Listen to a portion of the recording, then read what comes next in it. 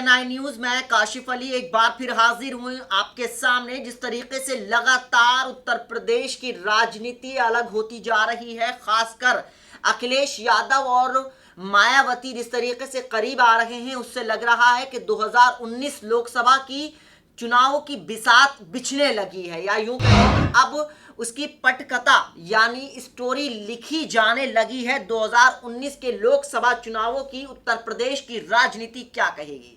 खबरों इस तरीके की आ रही हैं कि अखिलेश यादव और यानी एसपी और बीएसपी गठबंधन का ऐलान कर सकते हैं। अखिलेश यादव और मायावती 2019 की रेस शुरू हो चुकी है, यानी साफ तौर पर कहा जा सकता है कि ये रेस अब बहुत तेजी से बढ़ने वाली है। अभी पिछले दिनों हमने देखा कि मध्य प्रदेश और राजस्थान के चुनावी नतीजे आने के बाद जिस तरीके से मायावती और अखिलेश यादव ने कांग्रेस को सपोर्ट किया, गठबंधन किया, उसके बाद साफ तस्वीर हो गई कि अब अखिलेश यादव और मायावती साथ आने वाले हैं। यानी दोनों मायावती हो या अखिलेश हो एक ही पैटर्न पर काम कर रहे हैं। यानी अब लग रहा है कि ये रेस अब शुरू हो चुकी है 2019 की। अब मायावती और अखिलेश के एक हो जाने से एक प्रधानमंत्री नरेंद्र मोदी की छवि पर या उनकी पार्टी को कितना नुकसान होगा, ये आने वाला वक्त बताएगा। लेकिन फिलहाल इस तरीके की सरगर्मियां, इस तरीके की सुबुगाहट तेज हो चुकी है कि अखिलेश यादव और मायावती गठबंधन की तरफ आगे की तरफ बढ़ रहे हैं, क्योंकि ये गठबंधन असल में इसलिए और ज्यादा महत्वपूर्ण हो जाता है क्योंकि जिस तरीके से गोरखपुर में हमने देखा, कैराना में हमने देखा, तो ये साफ तस्वीर बताती है कि इनके गठबंधन का फायदा मिला और समाजवादी पार्टी और मायावती मजबूत होते हुए नजर आए।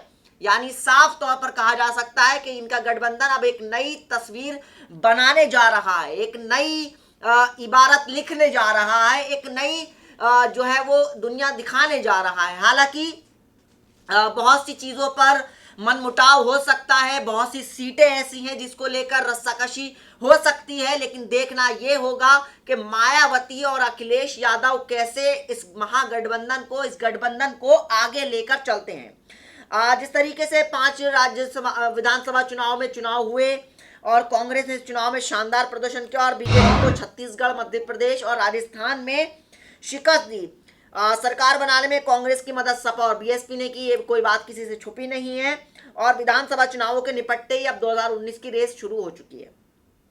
और साथ ही साथ खबरों के मुताबिक बीएसपी प्रमुख और मायावती और सपा चीफ अखिलेश यादव आज यानी लोकसभा के लिए गठबंधन का ऐलान कर सकते हैं। हाल ही में राजधानी दिल्ली में आयोजित विपक्ष की ऑल पार्टी मीटिंग में मायावती और अखिलेश शामिल नहीं हुए थे। एक सवाल ये भी उठ रहा है कि क्या सपा बीएसपी गठबंधन में कांग्रेस शामिल होगी। ये एक अपने आप में बड़ा सवाल खड़ा हो रहा है। कहा जा रहा है कि सपा अध्यक्ष अखिलेश यादव कांग्रेस को साथ लेने के हिमायती हैं। उन्होंने फिलहाल कांग्रेस से दूरी इस वजह से बना रखी है कि मायावती से उनकी दोस्ती ना टूटे। इसी वजह से ये दिल्ली में सोमवार को जब विपक्षों की नेताओं की बैठक हुई थी तो सुबह चुनाव नतीजों का रुझान आते ही अखिलेश यादव ने ट्वीट किया था कि जब एक और मिलकर बनते हैं 11 तब बड़े बड़ों की सत्ता हो जाती है 9-2-11। जी हाँ, साफ तौर पर कहा जा सकता है कि ये अखिलेश और मायावती और कांग्रेस जैसे जैसे करीब आ रहे हैं वैसे वैसे राजनीति बदलती जा रही है। क्योंकि जाहिर सी बात है, कहा जाता है कि दिल्ली का रास्ता उत्तर प्रदेश से होकर जाता है और उत्तर प्रदेश की जो क्षेत्रीय पार्टियां हैं अगर वो एक होकर चुनाव लड़ेंगी तो भारतीय जनता पार्टी के लिए कहीं ना कहीं बड़ी मुसीबत खड़ी हो सकती है। क्योंकि योगी आदित्यनाथ इस वक्त मुख्यमंत्री हैं उत्तर प्रदेश के। ऐसे में वहां पर करीब लोकसभा की कांग्रेस बीजेपी की सबसे ज्यादा सीटें हैं और जाहिर सी बात है कि अगर ये दोनों पार्टियां एक होकर चुनाव लड़ती हैं लोकसभा का तो बीजेपी को लोकसभा सीटों का नुकसान होने वाला है। ये तस्वीर बिल्कुल साफ बता रही है कि बीजेपी संकट में आ सकती है, बीजेपी के लिए दिक्कतें खड़ी हो सकती हैं, बीजेपी के लिए मुसीबत खड़ी हो सकती है। यानी फिलहाल अब देखना ये है कि किस तरीके से ये दोनों गठबंधन को चलाते हैं। लेकिन कहीं ना कहीं अभी समाजवादी पार्टी भी कुछ मुश्किलों से जूझ रही है। उसकी वजह है शिवपाल, क्योंकि जाहिर सी बात है कि शिवपाल सिंह यादव ने अपनी एक प्रगतिशील समाजवादी पार्टी बना ली है, जिसके बाद लगातार हम देख रहे हैं कि समाजवादी पार्टी के कुनबे में एक तरीके से बिखराव सा पैदा हो गया। अब देखना यह होगा कि उस बिखराव को कैसे समेटते हैं अखिलेश यादव, और उस बिखराव का कितना असर पड़ता है इस गठबंधन पर। क्योंकि जाहिर सी बात है कि अगर सीटों का जब बंटवारा होगा, जब उत्तर प्रदेश की सीटों का बंटवारा होगा, तो कहीं ना कहीं मायावती भी अपनी उन सीटों को लेने की बात करेंगी जहां पर वो अपनी जीत से आश्वस्त नजर आएंगी। और वहीं और खास करके हम देखें तो पश्चिमी उत्तर प्रदेश की वो सीटें जहां पर मायावती का भी वर्चस्व है और समाजवादी पार्टी का भी वर्चस्व है, तो देखना यह होगा कि किसके पास किसकी सीट जाती है। क्योंकि मायावती भी कहीं ना कहीं चाहेंगी कि वो उन्हीं सीटों पर चुनाव लड़े जहां से उनकी जीत पूरी तरह पक्की हो, और वहीं अखिलेश यादव भी कच्ची गोटी नहीं खेलेंगे कि कहीं ऐसी सीट जगहों से चुनाव लड़ लें जहां उनकी हार हो जाए। तो बहुत फूक फूक कर कदम रखेंगी दोनों पार्टियां। हालांकि गठबंधन के बिना भी अगर हम एक दूसरा पहलू देखें तो गठबंधन के बिना दोनों पार्टी का चुनाव लड़ना भी कहीं ना कहीं नुकसान साबित हो सकता है। यानी फिलहाल ये तस्वीर बता रही है कि अब चुनावी नतीजे इस चीज का बता रहे हैं। जो छत्तीसगढ़ विधानसभा के आए और राजस्थान के आए और कहीं ना कहीं मध्य प्रदेश के आए, उससे कहीं ना कहीं कांग्रेस के अंदर एक ऑक्सीजन का काम मिला है और कांग्रेस को एक अलग तरीके का काम ऑक्सीजन मिली है। लेकिन उस ऑक्सीजन का फायदा कितना मिलता है 2019 के चुनाव में, ये भी देखने वाली बात होगी। लेकिन फिलहाल तो उत्तर प्रदेश की राजनीति अब दिलचस्प होती जा रही है, क्योंकि अगर मायावती और अखिलेश अभी से गठबंधन का ऐलान करते हैं तो फिर देखने वाली बात ये होगी कि क्या वो कांग्रेस के साथ जाएंगे।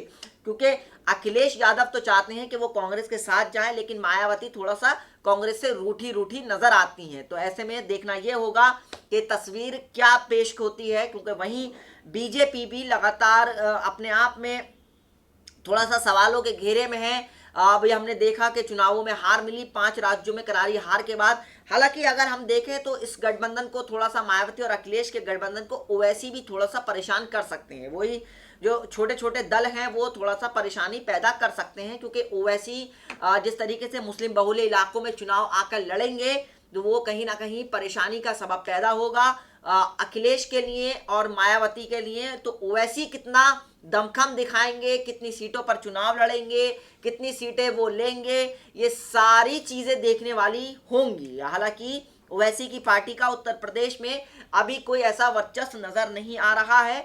हालांकि जो नगर निकाय चुनाव हुए थे उत्तर प्रदेश के, उसमें असद उद्दीन की ओवैसी की पार्टी चुनाव लड़ी थी और 1 लाख या 2 लाख के 1.5 से 2 लाख के करीब वोट हासिल किए थे। तो देखना यह होगा कि अब जो मुकाबला दिलचस्प होता जा रहा है, मायावती और अखिलेश एक मंच पर आ रहे हैं, एक पटल पर आ रहे हैं, तो क्या वाकई में दलित, मुस्लिम और यादव एक होने जा रहे हैं? ये तस्वीर बताएंगे, आगे तस्वीर साफ होगी।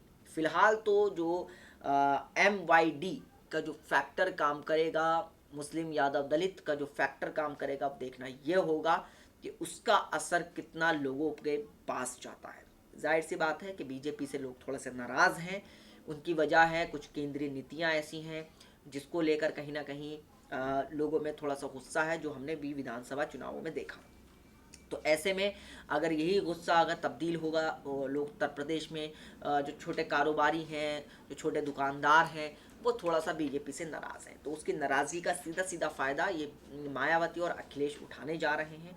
और ये पता चलेगा कि अब देखना ये होगा कि वाकई में क्या इस नुकसान की भरपाई हो पाएगी या नहीं, बीजेपी कामयाब हो पाएगी या नहीं, ये तो आने वाला वक्त ही बताएगा। लेकिन एक तस्वीर और जो निकल कर आ रही है कि क्या मायावती और अखिलेश क्या जो सीटों पर चुनाव लड़ेंगे उनमें सहमति बन पाएगी या नहीं, क्या वो उन सीटों से चुनाव लड़ने के बाद एक मंच पर बैठ पाएंगे या नहीं, और क्या फिर उसके बाद जो तस्वीर निकल कर आएगी कि मायावती अगर मान लीजिए महागठबंधन का प्रधानमंत्री पद की उम्मीदवार होती हैं, तो क्या अखिलेश यादव भी कांग्रेस उनका साथ देगी या नहीं, ये सारे सवाल हैं जो आज खड़े हो रहे हैं, जो कहीं ना कहीं इस गठबंधन को लेकर हो रहे हैं। फिलहाल ये गठबंधन कितना कामयाब होगा कितना नहीं, ये तो आने वाला वक्त ही बताएगा। लेकिन अब देखना ये होगा कि इस गठबंधन के बाद सीटों का बंटवारा कैसे होता है। तो फिलहाल आज के प्रोग्राम में इतना ही, फिर हाजिर होंगे हम नए प्रोग्राम के साथ। और नई अपडेट के साथ कि उत्तर प्रदेश की राजनीति क्या कह रही है,